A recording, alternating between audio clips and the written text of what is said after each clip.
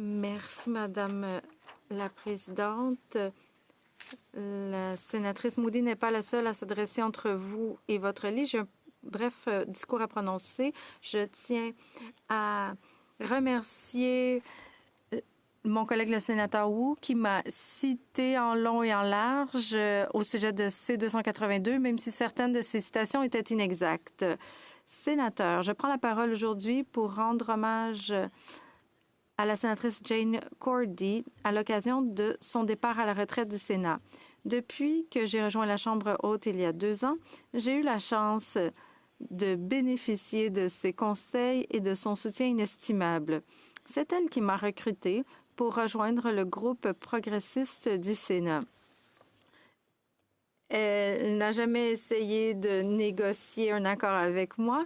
Elle m'a présenté le groupe tel qu'il est, direct, progressiste, coopératif et fervent défenseur de ce pays.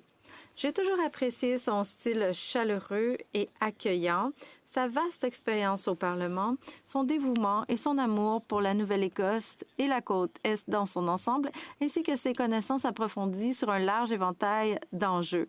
La sénatrice Cordy a été une présence constante et fiable sur laquelle beaucoup d'entre nous ont pu compter pour obtenir de l'aide ou des conseils.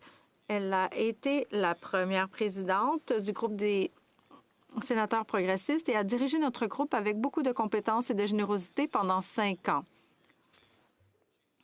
En tant que sénatrice la plus ancienne, elle en a vu des choses.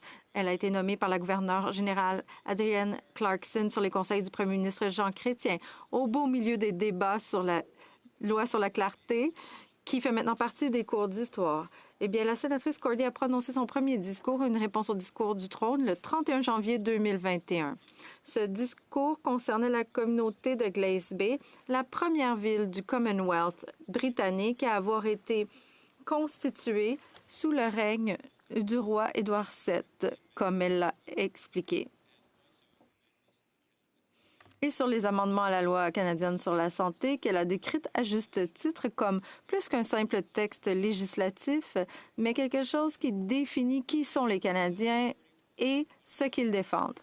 La sénatrice Cordy a travaillé sur toutes les réformes qui nous ont mené à un Sénat plus efficace et plus indépendant.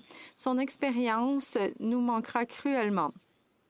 Ce sera le cas pour ceux qui font partie de notre groupe, mais également pour l'ensemble des sénateurs, ceux de tous les groupes. Pendant 8 930 jours, la sénatrice Cordy a servi ce pays avec fiabilité et distinction.